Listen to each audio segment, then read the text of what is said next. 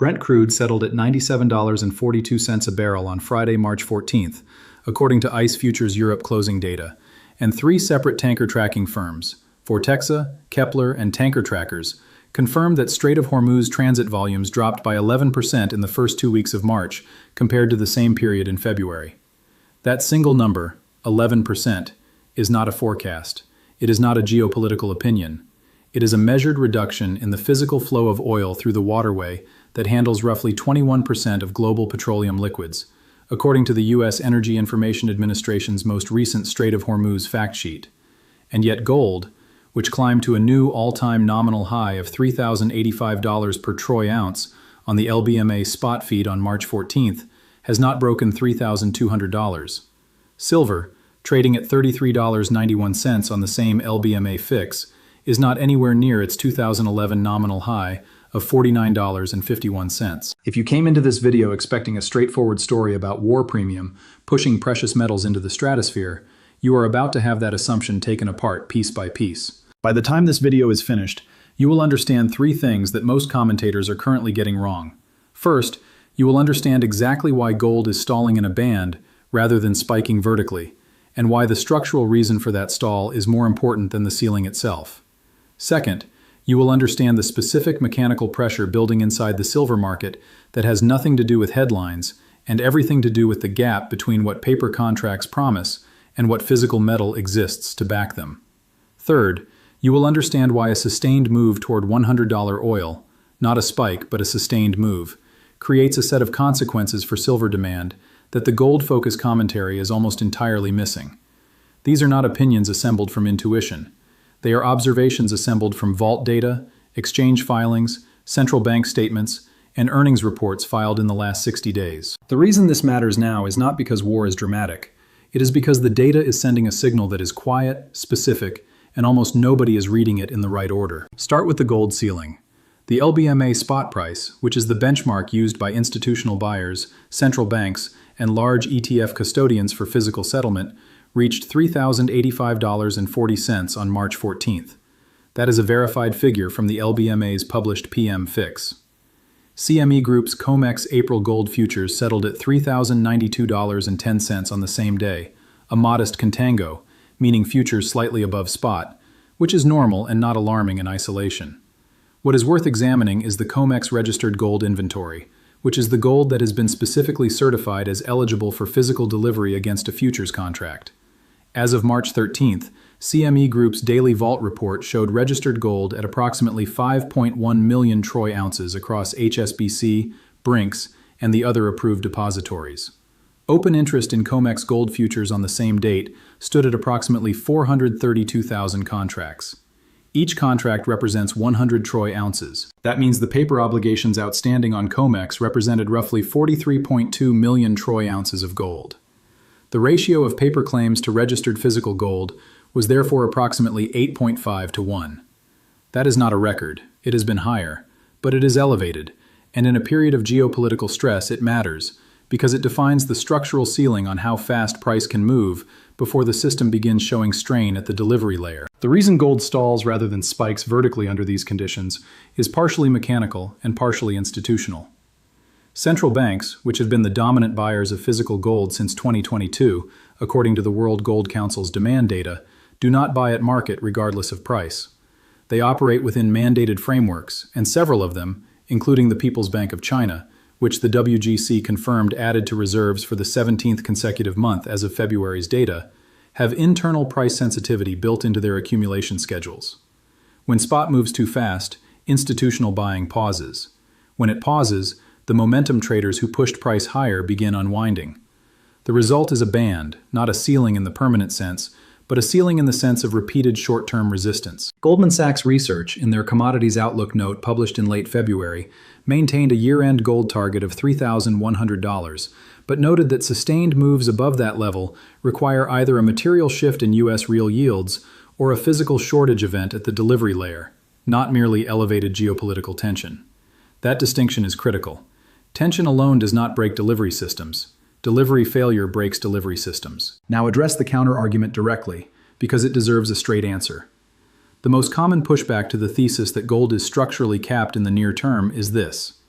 In 1979 and 1980, gold moved from under $300 to over $800 in less than 18 months during a period of Iranian hostage crisis, Soviet invasion of Afghanistan, and U.S. inflation above 13%.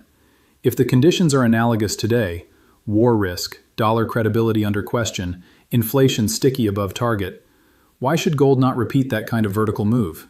It is a serious argument and it rests on real history. The honest answer is that 1979 began with gold that had only been legally tradable by U.S. citizens for 5 years, following the 1974 lifting of the gold ownership ban. There was decades of suppressed private demand that had nowhere to go. Today, gold ETFs, futures markets, central bank accumulation programs, and retail bullion markets have been fully open and functioning for decades. The demand that drove 1979 was a release valve opening. Today's demand is a continuous flow into a market that already prices geopolitical risk into its baseline. That does not mean gold cannot go higher. It means the mechanism for getting there is different, and the pace is likely to be measured rather than parabolic, unless something breaks at the delivery layer. Which brings us to silver. Silver is where the data becomes genuinely unusual. The LBMA silver spot fix on March 14th was $33.91 per troy ounce. COMEX May silver futures settled at $34.12. The gold-to-silver ratio, simply the price of gold divided by the price of silver, stood at approximately 91.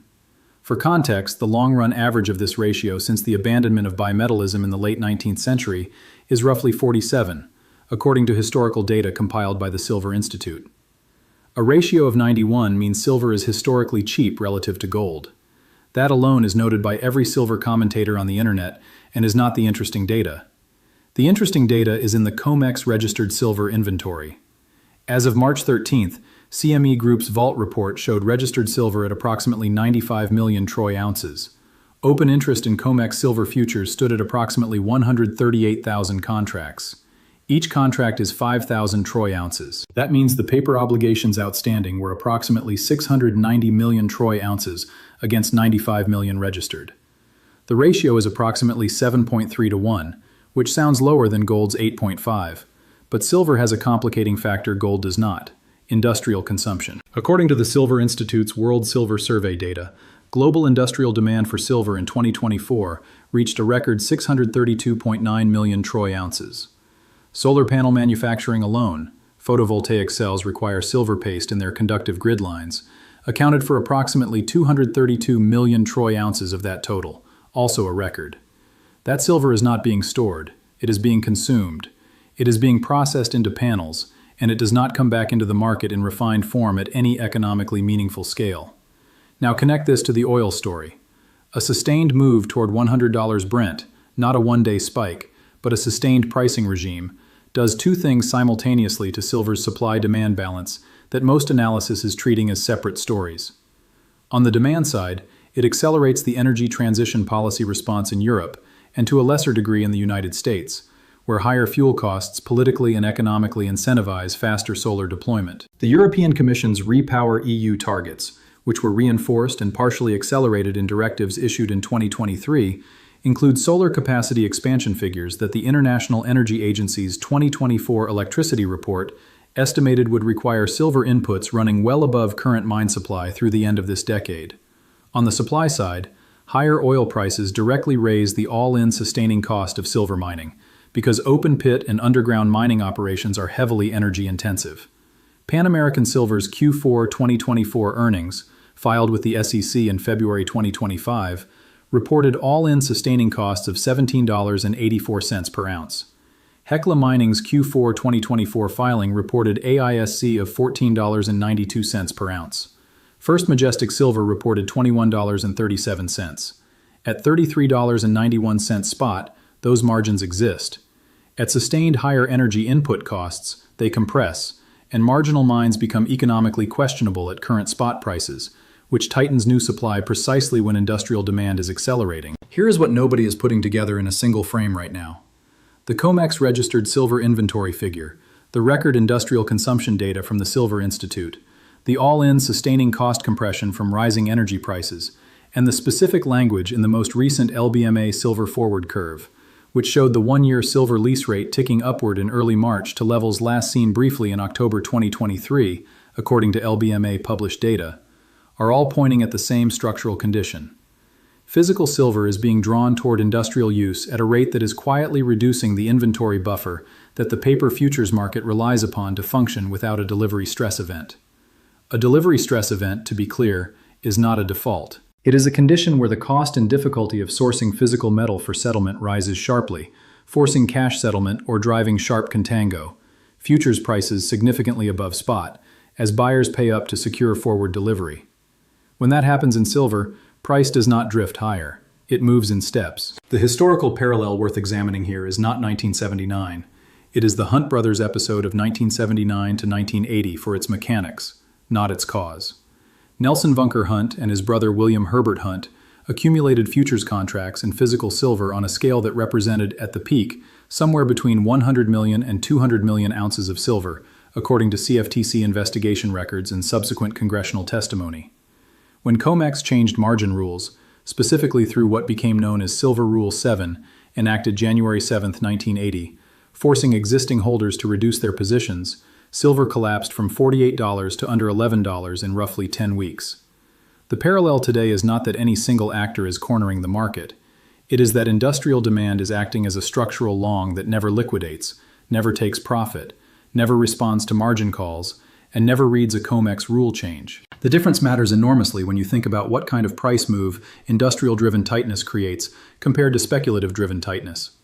Speculative squeezes unwind when rules change or credit tightens. Structural industrial demand does not unwind. Panels get installed. The silver stays consumed. The Bank of England angle is worth noting with precision rather than overstatement. The LBMA, which is the primary over-the-counter market for wholesale gold and silver trading globally, operates under a clearing and settlement framework supervised in part by the Bank of England's Financial Market Infrastructure Directorate.